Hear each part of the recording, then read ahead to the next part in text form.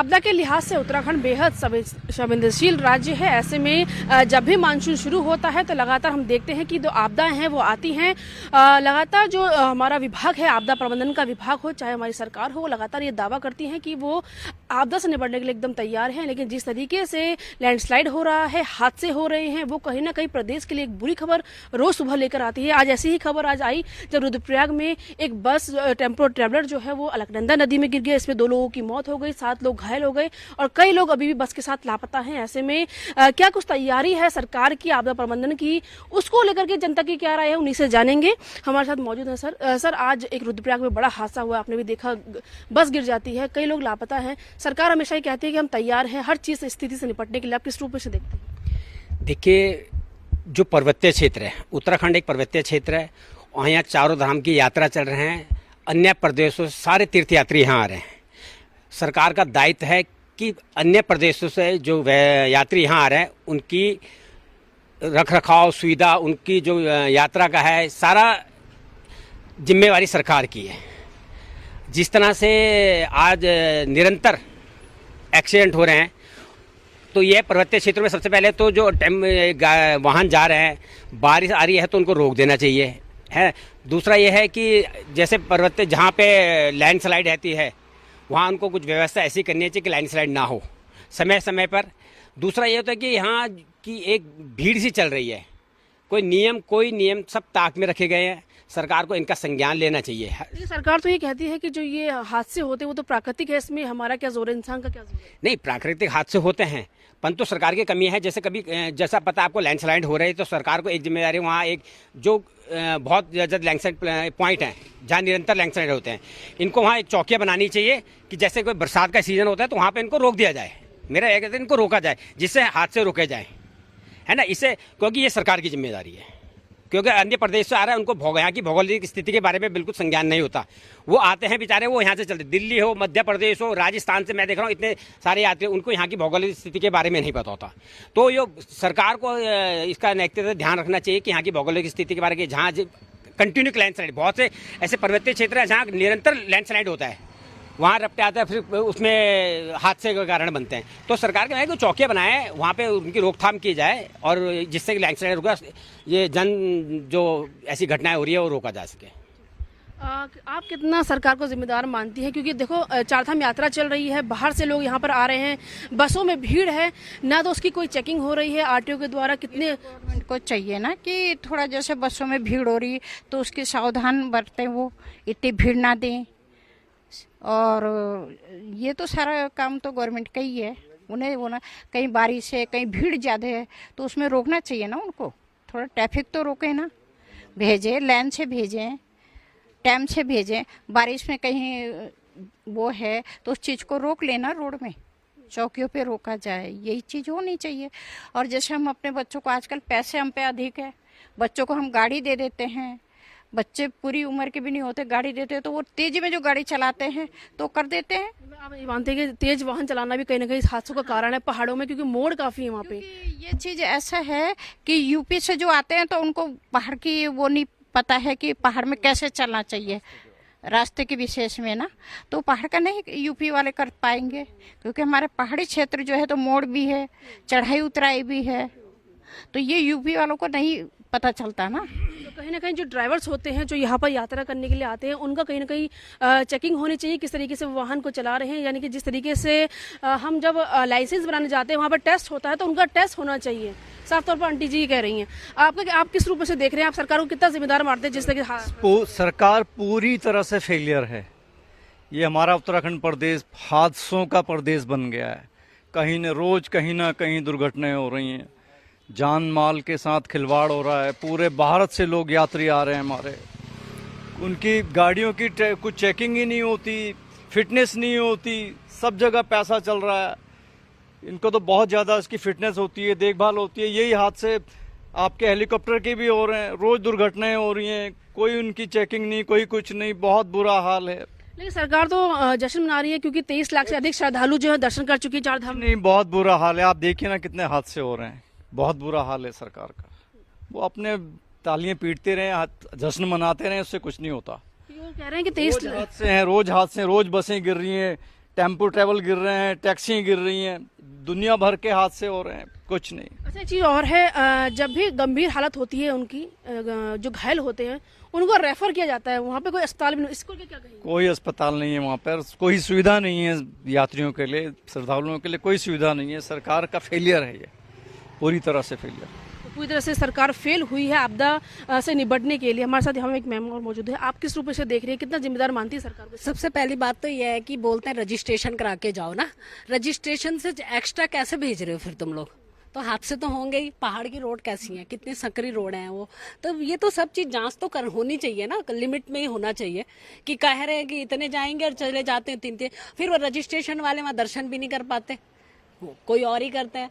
सब तरह से जिम्मेवार है सरकार। आपको क्या लगता है जिस तरीके से चारधाम का जो रूट है, ऑल वेदर रोड जिसे कहते हैं, क्या वहाँ पर ऐसे कर्मी तैनात होने चाहिए जो ये देखे कि कहाँ पर लैंडस्लाइड हो रहा है, बसों को रोका जाए? कितना जिम्मेदार मानते हैं? बिल्कुल बिल्कुल बिल्कुल देखा जाना चाहिए। और हाथ से तो रुकेंगे भी तभी जितने, जैसे जितना भीड़ को, मतलब उससे जैसे 100,000 लोग भेजने, तो उसके अलावा जब वो आए उसके बाद भेजे ना, इस तरह से उनको एक नियम तो बनाना ही पड़ेगा ना उन्हें, नहीं तो हादसे तो होते ही रहेंगे। अच्छा, जिस तरीके से आप बता रहे हैं कि सरकार इसकी जिम्मेदार है, क्या क्या जो जिनकी मौत हो रही है क्या उनको मुआवजा मिलना चाहिए? अब बाहर जो राजकीय लोग यहाँ आ रहे हैं, मिलना तो चाहिए। देखो जिनका जाता है उनका नुकसान तो उन्हीं का है, और सरकार जिम्मेवार है, तो बिल्कुल मिलना चाहिए। हाँ जी। तो कहीं ना कहीं मृतकों को मुआवजा भी मिलना चाहिए। हमारे साथ मौजूद हैं एक सर और उनसे बातचीत करेंगे। आप किस रूप से देखते हैं जिस तरीके से लगातार आपदाएं आ रही हैं और लगातार वाहन जो है वो खाई में गिर रहे हैं, मौतें हो रही हैं, सड़कों के किनारे सेफ्टी के लिए कुछ ना तो कुछ पुल बनाए गए हैं, ना ही कोई बैरिकेडिंग वहाँ पर की गई है? आप किस रूप से देखते हैं, कितना जिम्मेदार मानते हैं? ये सबसे पहले तो सरकार की जिम्मेदारी बनती है, और सरकार का जो आजकल अभी यात्रा सीजन चल रहा है उसमें तो फेलियर ही कहेंगे हम, क्योंकि जगह जगह बैरिकेटिंग लगाएं, लिमिट से ऊपर भेजें तो हादसों में बहुत ज़्यादा कंट्रोल किया जा सकता है। और लैंडस्लाइड कहीं पर होता है तो वो तो प्राकृतिक आपदा है, उसको तो रोका नहीं जा सकता, लेकिन जहाँ जहाँ पर लैंडस्लाइड हो रहा है वहाँ पर भी जो है व्यवस्था की जा सकती है। तो अभी तो यही माना जाएगा कि फेलियर तो है गवर्नमेंट का। चिकित्सा अगर कहीं पर कोई घटना घटती है तो उनको सीधा ऋषिकेश लाया जाता है, कहीं दूर दराज में भी दुर्घटना होती है। अब ऐसे में अगर कोई बीमार व्यक्ति भी ऊपर कहीं पर घायल होता है या बीमार होता है, कुछ आपदा उसके साथ आती है, तो वो घायलों को सीधा प्लेन में लाके इतनी दूर से जाते हैं। कभी कहते हैं कि जी आप एयरलिफ्ट करेंगे, ये करेंगे। अभी दुर्घटनाएं देखिए, जहाज, ये हेलीकॉप्टर्स की कितनी सारी दुर्घटना घटी है। जब 4 प्लेन गिरे हैं तब जाके उन्होंने उसको रोका, आपदा उसके रोका, हेलीकॉप्टर जो सेवा की है। तो फेलियर तो है। और बगैर रजिस्ट्रेशन के आप अगर 100 लोगों का रजिस्ट्रेशन एक दिन में करते हैं तो वहां पर 1 लाख लोग कैसे पहुंच जाते हैं बगैर रजिस्ट्रेशन के? तो ये फेलियर नहीं है क्या? ये भी फेलियर है। तो इसको कंट्रोल करना सरकार की जिम्मेदारी है, सरकार को करना चाहिए। तो उनका कहना है कि लिमिट से जो यात्री हैं उनको भेजा जाए ताकि ना तो जाम लगे और ना ही ऐसी घटनाएं हो, और सुरक्षित यात्रा जो है वो श्रद्धालुओं की हो। तो जिम्मेदारी सरकार की बनती है, इनका ऐसा कहना है। आप किस रूप से देख रहे हैं जिस तरीके से लगातार आपदाएं आ रही हैं और सड़कें टूट रही हैं, इसके कारण हादसे हो रहे हैं? आपदा प्रबंधन कहता है हम तैयार हैं, PWD कहता है हम तैयार हैं, सरकार कहती है हम तैयार हैं, तो ये हादसे कैसे हो रहे हैं, मौतें कैसे हो रही हैं? सरकार तो बहुत कुछ कहती रहती है, पर सरकार का नियम भी है कि रोड बन रही है, फिर टूट रही है, बन रही है, टूट रही है, तो उन्हें एक नियमित रूप से काम करना चाहिए कि जब रोड सही होगी तो व्यवस्थाएं ठीक होगी तो आवागमन अच्छा होगा। सुबह सुबह जब स्कूल में बच्चे जाते हैं तो हम देखते हैं, जो हम अखबार का काम करते हैं, तो बड़े बड़े फास्ट भागते हैं, गड्ढे हैं, कोई गिर जाए, चोट लग जाए तो क्या होगा? उसका तो भरपाई WT को करनी पड़ेगी, है ना। और माता पिताओं को भी देखना होगा कि भाई बच्चों को देखें कि किस तरह से लेके जा रहे हैं गाड़ी को। बिल्कुल। देखिए, जिस तरीके से कांग्रेस ये कह रही है कि सरकारी अधिकारी जो है वो AC के कमरों में बैठे हैं और बाहर क्या हो रहा है उन्हें कुछ पता ही नहीं है। बड़े बड़े दावे कर रहे हैं PWD के अधिकारी, तमाम जो विभागों के अधिकारी है, PWD के अधिकारी हो चाहे आपदा प्रबंधन के हो, लेकिन अधिकारी AC में बैठे हुए हैं और वहाँ जनता मर रही है। क्या कहेंगे?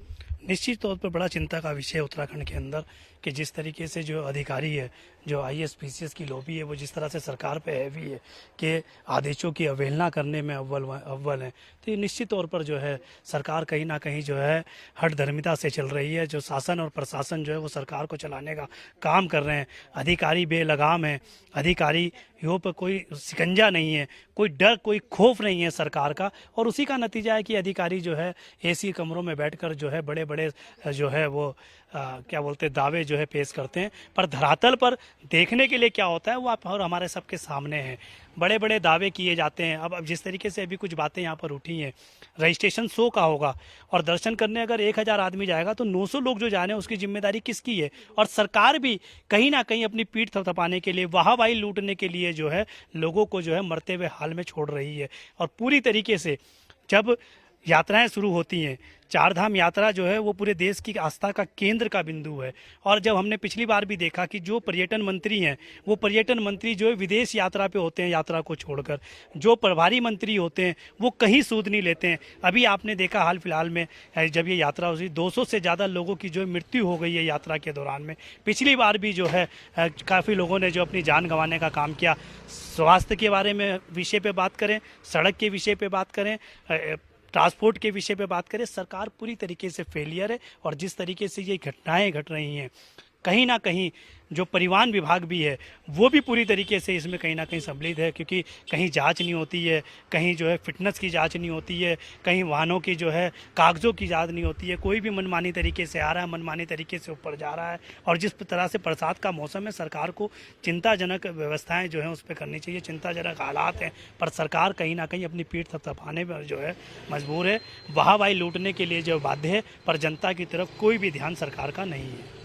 आप भी एक माँ हैं। आज हमने जो रुद्रप्रयाग में एक तस्वीर देखी, उसमें एक छोटा 7-8 साल का बच्चा है, रोता हुआ नजर आया। उसने कहा कि हे बद्रीनाथ तूने क्या किया। उसके परिजन जो है उस बस में थे, उनकी मौत हो जाती है और उसमें से कुछ लोग मिले भी नहीं हैं। आपका दर्द किस तरीके से छलकता है? इसमें एक बच्चा है जो रोता हुआ नजर आया। तो फिर इसी तरह से तो आक्रोश उठता है ना जनता का कि भाई तुम्हारी व्यवस्थाएं क्या है। ना तो वो जांच होती है बसों की कि फिट है नहीं है, और देखो बच्चा बेचारा, उसको क्या पता है ना। लेकिन ये बहुत दुखद बात है कि सरकार का रवैया बहुत खराब है। आप क्या कहेंगे? इसमें एक छोटा बच्चा है, वो उसने अपने माता पिता को खो दिया। देखो बच्चा तो लावारिस हो गया, उसका तो कोई नहीं है। कौन पालेगा, कौन पोसेगा, कौन उसकी केयर करेगा? गवर्नमेंट तो करने से रही ना, उसका देखभाल करेगी। तो हमारे साथ और भी मौजूद है, उनसे बात करेंगे। सर, आप किस रूप में से देखते हैं जिस तरीके से आपदा प्रबंधन सरकार लगातार दावे कर रही थी कि हम बिल्कुल तैयार हैं? आज नहीं, आज से 6 महीने से पहले से सरकार ये दावे करी हम बिल्कुल तैयार है, लेकिन तस्वीरें तो कुछ और निकल के सामने आ रही है। हाँ, ये तो आपने बिल्कुल सही कहा कि इस वक्त जो ये चल रहा है हमारी चार धाम यात्रा, इसमें कई जगह जो है एक्सीडेंट्स भी हो रहे हैं, है ना। अब जो है अभी कुछ दिनों पहले हमारे ये हेलीकॉप्टर्स क्रैश हुए। यमुनोत्री में देखिए आप, यमुनोत्री में बुरा हाल है, सड़कें टूट रही हैं। कोई मतलब जो एक पहले से एक वो होनी चाहिए थी तैयारी, वो मुझे लगता नहीं कि इन लोगों ने की है, और इसका जो है खामियाजा पूरी जनता को भुगतना पड़ रहा है। सरकार तो ये भी दावा कर रही थी कि एक विशेष टीम जो है डॉक्टरों की वो वहाँ भेजी गई है, उनको अच्छा इलाज मिलेगा, लेकिन अब रेफर किया जा रहा है जो घायल है। कुछ नहीं है वो तो। देखिए आप वहाँ पर अगर आप मान लीजिएगा कोई घायल होता है तो आप वहाँ पे खाली मरहम पट्टी कर सकते हैं ना, इससे ज़्यादा आप क्या करेंगे? खाली मरहम पट्टी तो होगी वहाँ पे, या फर्स्ट एड देंगे या मरहम पट्टी कर सकते हैं। वहाँ पर पहाड़ों में कहीं हॉस्पिटल तो है नहीं बढ़िया। आपको अल्टीमेटली जो है या तो देहरादून आना पड़ेगा, कोटद्वार जाना पड़ेगा, ऋषिकेश जाना पड़ेगा। ये बड़ा दुर्भाग्य है, इतने साल हो गए उत्तराखंड बने हुए, आज भी जो है प्रदेश में जो है स्वास्थ्य चिकित्सा ये सब ध्वस्त है, खत्म है। तो कहीं ना कहीं जनता जो है वो सरकार पर दोष उनको दे रही है कि सरकार की गलती है जो हादसे हो रहे हैं। अच्छा, एक आदेश आया, अभी शासन ने एक आदेश निकाला है जिसमें IAS अधिकारी जो है वो गाँव को गोद लेंगे, यानी कि जिनकी पहली पोस्टिंग जहाँ रही है वो उस गाँव को गोद लेंगे। आप क्या मानते हैं कि क्या इससे कोई फायदा होने वाला है गाँव के क्षेत्रों को? वहाँ की सड़कें सुधरेंगी, पानी की व्यवस्था अच्छी होगी, अस्पताल अच्छे होंगे इस आदेश से? ये तो बहुत पुरानी परंपरा है कि जब पूरा विकास नहीं होता था तो उस समय लोग गांव को कोई MP गोद ले लेता था, या कोई सक्षम आदमी, कोई ऑर्गेनाइजेशन। आज ये खुद दावा कर रहे हैं कि हम 4th लार्जेस्ट इकोनॉमी है, इतना हमारा वो है, आज हम विश्व गुरु बन गए, ये कर गए। अब IAS ऑफिसर गांव को गोद लेगा या जो सरकार का काम है? अभी जो हादसे वगैरह हो गए जिसके बारे में आप बात कर रहे थे, मेरे सब बहन भाइयों ने बोल दिया, मैं भी इस पर कुछ रखूँगा, लेकिन मैं उन बातों से थोड़ा और भी 1-2 चीज़ इंक्लूड करना चाहता हूँ। हादसा बहुत ही दुखद चीज़ है। जब भी किसी का पड़ा हुआ होनहार बच्चा सड़क दुर्घटना में मरता है तो एक पेरेंट को दुख होता है, और जो भी उसको सुनता है अगर उसके अंदर जरा सी भी संवेदना है तो उसको भी दुख होता है। लगता है ये सरकार संवेदनशील हो गई है। सुबह हेलीकॉप्टर में 5 बर में 13 आदमी मर जाते हैं, बाद में खड़ा करते हैं। जब मानसून आता था तो बच्चे स्कूल वाले खुश होते थे कि मौसम अच्छा आएगा, बारिश में स्कूल जाएंगे, थोड़ा छत रखेंगे। आज मानसून आता है तो हम परेशान हो जाते हैं। यहाँ सीवेज का पानी आ रहा है, वहाँ वो आ रहा है। मैं खुद 5-6 मतलब वार्ड्स क्रॉस करके अपने दोस्तों से मिलने आता हूँ। दिन में रिटायर्ड आदमी है कि समय पास करना है। मैं देखता हूँ कि हर जगह सरकार का ट्रैफिक पे कोई अंकुश नहीं है। पूरा मतलब आईएसबीटी से लेके और राजपुर तक पूरी मेन रोड पे कोई आना नहीं चाहता। चलो जिसको जाना है वो आएगा, लेकिन ये जो लाइट कमर्शियल व्हीकल है जिनको छोटा हाथी बोलते हैं, ये भी 4 व्हीलर है। मैंने नहीं देखा आज तक किसी ने कोई सीट बेल्ट बांधी हो। मेरी दीदी जाती है अपनी 800 की मारुति लेके और पुलिस वाला कहता है यहाँ रुको, यहाँ खड़े हो जाओ, कागज दिखाओ, ये करो, 4000 फाइन दो। मैंने तो नहीं देखा। विक्रम वालों को तो 3 व्हीलर है उनको चलो छोड़ देते हैं। उसके बाद मैंने देखा कि जहाँ सड़क अच्छी थी, 1-2 जो इन्फ्लुएंशियल वो थे उन्होंने एक आधी सड़क बना ली जो सरकार में जिनकी चलती है। लेकिन जितने भी कमर्शियल व्हीकल्स हैं वो मेन रोड पे आते नहीं हैं। वो मेन रोड पे आएंगे तो पुलिस वाले उनसे भी पूछेंगे।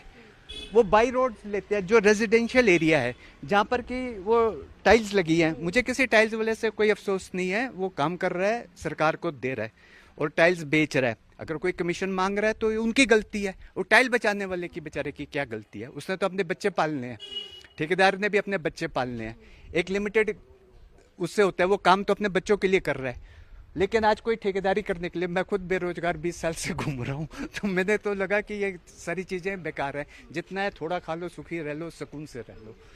पर सरकार को चाहिए कि वो जो मैंने खुद 2-3 बारी पुलिस वालों को बोला है, ये इस पे जो जहाँ हम रहते हैं TSGC में, मतलब ट्रक वाले देर से आते हैं, उनके ऊपर इतना वजन होता है कि वो टाइलें जो हैं इस बरसात से पहले टूट जाएंगी। अगर दीदी, अगर आपके पास वक्त हुआ और मेरी आपकी मुलाकात हुई तो मैं ज़रूर चाहूँगा कि मैं अपने स्कूटर पे और आप अपने स्कूटर पे, मैं आपको उन पॉइंट पे ले जाऊँगा।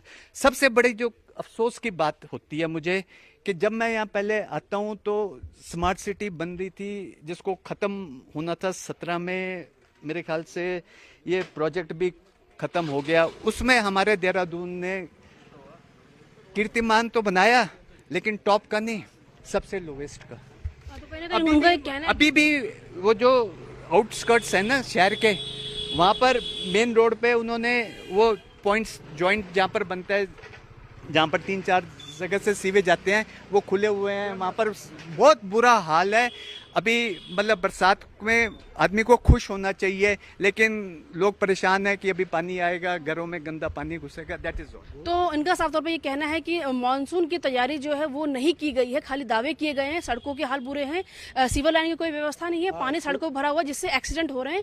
ये भी एक बड़ा कारण है दुर्घटना का। हमारे साथ अंकल जी मौजूद है। आप तो पहाड़ों में भी रहे होंगे, आपने वहाँ जीवन भी जिया हुआ, आपने देखा होगा किस तरीके से आप किसमें देखते हैं जो आपदाएं आ रही हैं सड़कों का कितना इसमें ये देखिए आप कि जो यहाँ लाइन बिछी हुई है कुछ कम घरों के लिए बिछी हुई है।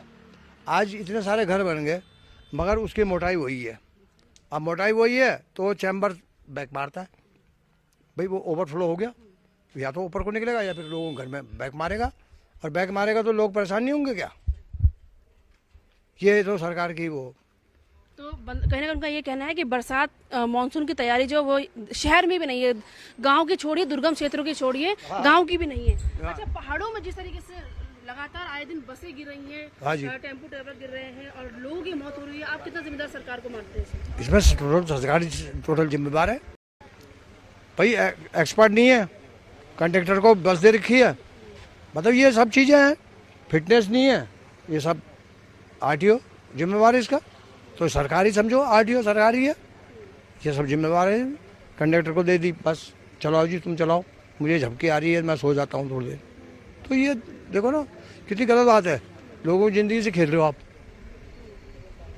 है ना। और ये सीवर की जो मैंने बात बताई आपको, ये मैं कई बार बोल चुका हूँ। मैंने कहा भाई ये इतनी जनसंख्या पहले भाई जी बहुत कम थी, तो गिने चुने घर थे तो चलो निकल जाते थे।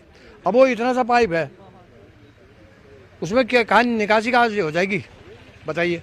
यहाँ पड़ना चाहिए ना, बड़ी लाइन पड़नी चाहिए, ये हमारा कहना है। तो उनका ये कहना है कि सरकार की व्यवस्थाएं नहीं हैं। जिस तरीके से इन्होंने बात कही है, शिकायत पहले भी आई है कि बस के जो कंडक्टर हैं, कई बार ड्राइवर को नींद आती है तो वो अपनी जो गाड़ी का जो लगाम है वो कंडक्टर को दे देते हैं और उससे भी हादसे होते हैं। उन्होंने सही बात कही है। अच्छा, एक बात बताइए, जिस तरीके से सरकार, मैंने जैसे कि बताया कि गाँव गोद ले रहे हैं अधिकारी, कितना विकास अब हो पाएगा, कितनी तस्वीर बदलेगी गाँव की? देखिए, अगर IAS अधिकारी गाँव गोद ले रहे हैं, पहले मेरा एक सवाल सरकार से है कि पहले सांसदों ने गांव को गोद लिया था। मेरा निवेदन है कि सरकार आज IAS अधिकारी को कह रही है कि गोद ले रहे, पहले ये देखे जाए कि जो सांसदों ने गांव गोद लिए थे वहाँ कितना डेवलप हुआ है। पहली बार जब आप सांसदों ने ही गांव डेवलप नहीं किया तो IAS अधिकारी को क्यों जिम्मेदारी दे रहे हो? पहले जिसको जिम्मेदारी किया उसने निर्वाह किया। आप बताइए, राज्य महालक्ष्मी ने जो गाँव गोद लिया था वहाँ कितना डेवलप हुआ है? आप जिम्मेदारी थोप रहे हो किसी पे, मतलब वो आपका ये है कि आपने पहले, सबसे पहले तो ये देखने चाहिए आपको जो जिम्मेदारी दी थी आपने उसका निर्वाह किया है कि नहीं। जो गांव आपने गोद दिए थे वहाँ कितना विकास, वहाँ स्वास्थ्य का क्या हाल है, शिक्षा कैसी है, सड़कें कैसी है। आज सरकार सिर्फ 5 किलो राशन दे रही है, आज शिक्षा भूल गए। आज निरंतर स्कूल, बड़ा दुर्भाग्य है प्रदेश का कि ये देखिए कि जो विद्यालय हैं वो बंद हो रहे हैं और शराब के ठेके बढ़ रहे हैं। सबसे बड़ा दुर्भाग्य देखिए, स्वास्थ्य और शिक्षा जो एक मूलभूत सुविधा होती है किसी प्रदेश की, शिक्षा और स्वास्थ्य, आप बड़ा दुर्भाग्य मैं कहूँगा हमारे प्रदेश का कि जो विद्यालय हैं, जो स्वास्थ्य विद्यालय हैं वो बंद हो रहे हैं और शराब के ठेके हैं वो बढ़ रहे हैं निरंतर और विद्यालय कम हो रहे हैं। तो आप बताइए प्रदेश किस दिशा में जा रहा है? तो कहीं ना कहीं इनका कहना है कि शराब के ठेके खुल रहे हैं, जिससे नशा के कारण भी हादसे होते हैं, उसमें भी मौतें होती हैं। अच्छा, सरकार ने जो पहाड़ों में हादसे होते हैं उनकी जो घायल है उनकी मदद के लिए हेली एयर एम्बुलेंस की शुरुआत की थी, वो कहीं धरातल पर नजर नहीं आ रही है। आप क्या कहेंगे इस पे? देहरादून में तो वो नज़र आएगी भी नहीं, ऐसे नहीं आएगी, क्योंकि जब तक ठोस कार्रवाई नहीं की जाती है, हेली सेवा कहने से कुछ नहीं होता। हेली सेवा में कौन से हेलीकॉप्टर लगे हैं, क्या उसकी जांच हुई है क्या कि कौन से उड़ने लायक हैं कि नहीं उड़ने लायक है? अभी कहते हैं कि एम्स से एक मेडिकल के लिए एक टीम निकली थी, हेली सेवा शुरू की है, उसका क्या हाल हुआ वहाँ पर? उसका भी बहुत बुरा हाल हुआ। हेली सेवा से कुछ नहीं होगा, इनको मेडिकल सुविधा देनी पड़ेगी वहीं पर जहाँ पर घटना घटती है उसी के आसपास ही। और वहाँ तो वही हो सकता है, वही जैसे हमारे भाई साहब ने, बलूनी भाई साहब ने कहा है कि फर्स्ट एड के लिए मरहम पट्टी कर देंगे और उसके बाद उसको कहेंगे जाओ घर जाओ, या थोड़ा ज़्यादा सीरियस होगा उसको उठा के फिर ऋषिकेश या कोटद्वार या देहरादून लाया जाएगा। तो कहीं ना कहीं चाहे बात चिकित्सा सुविधा की करें, सड़कों की करें या फिर वाहनों की चेकिंग की करें, RTO की करें, कहीं ना कहीं जनता की जो राय है वो यही है कि सरकार साफ तौर पर जिम्मेदार है, पुलिस जिम्मेदार है।